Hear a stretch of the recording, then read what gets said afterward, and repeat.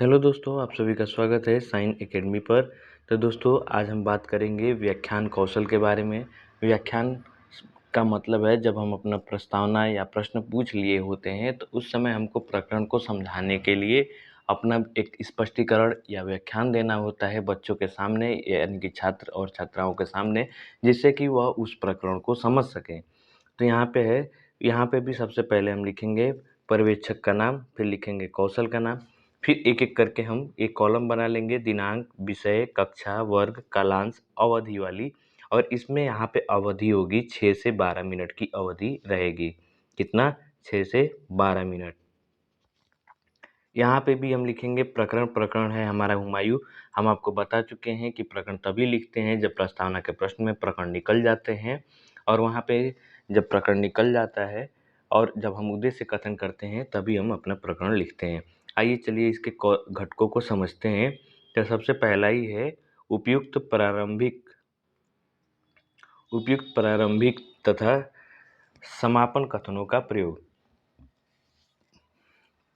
इससे क्या मतलब है?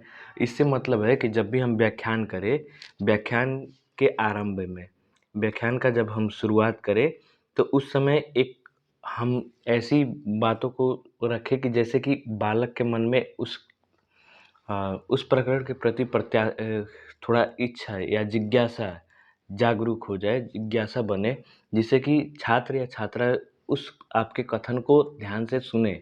और उसके बाद से जब हम व्याख्यान को समाप्त भी करते हैं, तो ऐसे कथनों से समाप्त करना चाहिए जो उस प्रकरण के लिए उपयुक्त हों। फिर दूसरा कह रहा है कि व्याख्यान संधियों का प्रयोग। व्याख्यान संधियों का प्रयोग से क्या मतलब है? व्याख्यान संधियों का प्रयोग तब किया जाता है जब हम व्याख्यान करते समय एक पैराग्राफ बोल के फिर दूसरे पैराग्राफ को शुरू करते हैं, तो वहाँ पे हम व्याख्यान संधियों का प्रयोग करते हैं, जिससे कि पीछे वाला जो हमारा स्पष्टीकरण है वो आगे दिए जाने वाले स्पष्टीकरण से जुड़ाव बना सके। तीसरा है कथनों में क्रमबद्धता। कथनों में क्रमबद्धता से मतलब क्या है? कथनों में क्रमबद्धता से मतलब बस इतना है कि जब भी हम कोई कथन करें, ये नहीं कि हम पहले ही मृत्यु पढ़ा दें फिर जन्म पढ़ाएँ। अगर हम किसी का जीवन परिचय पढ़ा रहे हैं तो सबसे पहले तो हम उसके शुरुआती जीवन को बारे में बताएँगे ना। जैसे कि पहले हम उसके जन्म के बारे में बताएँगे, फिर उसके माता-पिता के बारे में बताएँगे, फिर उसके जीवनी को बताएँगे, तब जाके हम मृत्यु को बताएँगे। तो ये होती है कथनों में क्रमबद्धता। यानी कि हम पहले मृत्यु को नहीं ला देंगे, पहले उसके लाइफ़ को नहीं ला देंगे, एक हम क्रम से चलेंगे। चौथा है भाषा में प्रवाह। भाषा में प्रवाह से क्या मतलब है कि जो हमारी भाषा है वो स्पष्ट होनी चाहिए, छात्र-छात्राओं को समझ में आनी चाहिए। ऐसा नहीं हो कि हमारी भाषा ही शुद्ध ना हो और हम पढ़ा रहे हों तो छात्र-छात्राओं को वो प्रकरण समझ में आएगा नहीं। पाँचवाँ है तकनीकी शब्दों को परिभाषित करना। परिभाषित करने से क्या मतलब है और तकनीकी शब्द से क्या मतलब है? तकनीकी शब्द से मतलब कि अगर हम पढ़ाते होते हैं, तो कुछ ऐसे शब्द आते हैं जो कठिन होते हैं। जो कठिन होते हैं, उन तकनीकी शब्दों को परिभाषित किया जाना आवश्यक है। क्यों आवश्यक है? अगर उन तकनीकी शब्दों को हम परिभाषित नहीं करेंगे, तो छात्र-छात्राओं को उस शब्द के बारे में समझ में नहीं आएगा और वह उस टॉपिक को भी अच्छे से समझ नहीं पाएगा। और हम जो भी व्याख्यान करें, वो छात्रों के लिए कैसा होना चाहिए? रुचिकर होना चाहिए। यानी कि छात्र की उसमें रुचि बनी रहे और उसमें वो रुचि दिखाए भी। यानी कि हमारा व्याख्यान अच्छा होना चाहिए, विषय से रिलेटेड होना चाहिए, विषय से हटकर नहीं होना चाहिए। हम जो प्रकरण पढ़ा रहे हैं, उसी से हमारा व्याख्यान भी संबंधित होना चाहिए। फिर 7वें नंबर पे है कि छात्रों के लिए समझ के लिए प्रश्न पूछना, जिसे हम बोधात्मक प्रश्न कहते हैं। जब हम पढ़ा लेते हैं तो उसके बाद से हम कुछ प्रश्न करते हैं कि देख हम ये जाँच करने के लिए प्रश्न करते हैं कि देखें कि छात्रों को ये जो हम पढ़ाए हैं, ये सारी चीज़ें समझ में आ गई हैं या नहीं आई हैं। तो इसके लिए हम 2-3 प्रश्न पूछते हैं एक स्पष्टीकरण से। इसी को कहा गया है कि छात्रों की समझ के लिए प्रश्न पूछना। लास्ट है कि सभी आवश्यक बिंदुओं को समाविष्ट करना। बाद में एक हम निष्कर्ष एक समरी देते हैं ना, पूरा व्याख्यान कर लिए, फिर उसके बाद से एक समरी वाइज़ उसको बताते हैं कि हमने ये पढ़ा, हमने ये पढ़ा। तो इसी को हम कहते हैं कि सभी आवश्यक बिंदुओं को समाविष्ट करना। तो यहाँ तक तो हमने समझ लिया कौशल के घटक, व्याख्यान कौशल के सारे घटक को। अब यहाँ पे आ जाते हैं पाठ प्रस्तुतिकरण। व्याख्यान कौशल का जब पाठ प्रस्तुतिकरण करते हैं तो इसमें 4 कॉलम बनते हैं।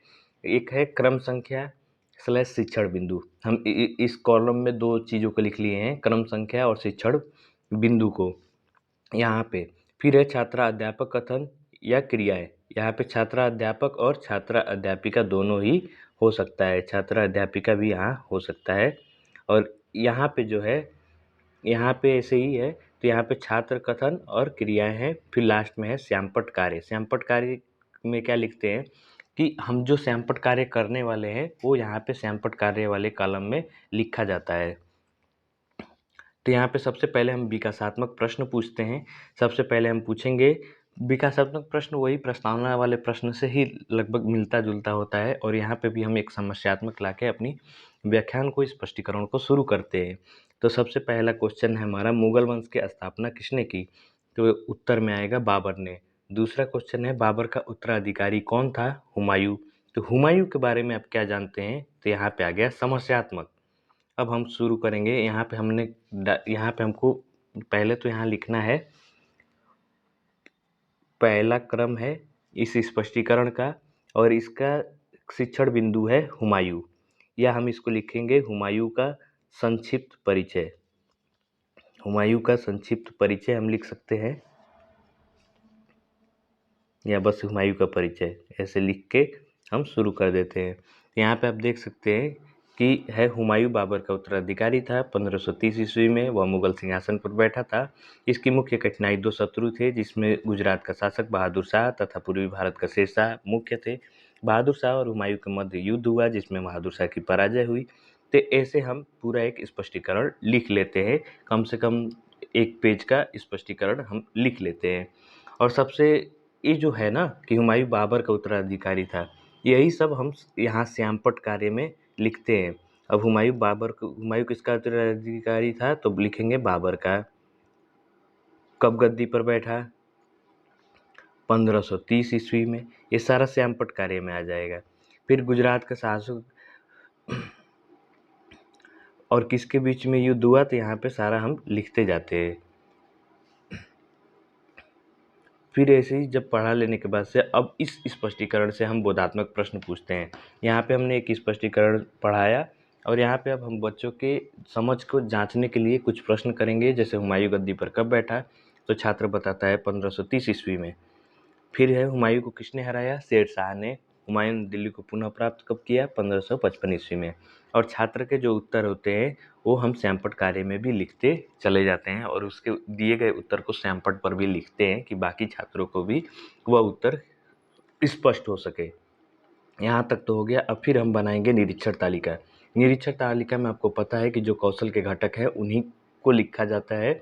जैसे यहाँ पे उपयुक्त प्रारंभिक तथा समापन कथनों का प्रयोग, व्याख्यान संधियों का प्रयोग किया गया, कथनों में क्रमबद्धता पाई गई, भाषा में प्रवाह लाया गया, तकनीकी शब्दों को परिभाषित किया गया, छात्रों के लिए रुचिकर रहा, छात्रों की समझ के लिए प्रश्न पूछे गए, सभी आवश्यक बिंदुओं को समाविष्ट किया गया। फिर है यहाँ पे सुझाव आलोचना। सुझाव आलोचना में आपको पता है कि जो भी पर्यवेक्षक आपको सुझाव देते हैं या आपकी आलोचना करते हैं कि आपकी आवाज़ अच्छी नहीं थी, आपने स्पष्ट शब्दों में व्याख्यान नहीं दिया, तो ये सारा यहाँ सुझाव आलोचना में हमारा आ जाता है। यानी कि यहाँ पे कुछ भी कमी होती है तो हमारे पर्यवेक्षक द्वारा यहाँ पे मेंशन की जाती है। फिर नीचे है हस्ताक्षर पर्यवेक्षक। तो दोस्तों आज का यह क्लास खत्म हुआ। अगर आपको हमारी क्लास पसंद आई हो, हमारा वीडियो अच्छा लगा हो, तो लाइक कीजिए, सब्सक्राइब कीजिए और शेयर कीजिए।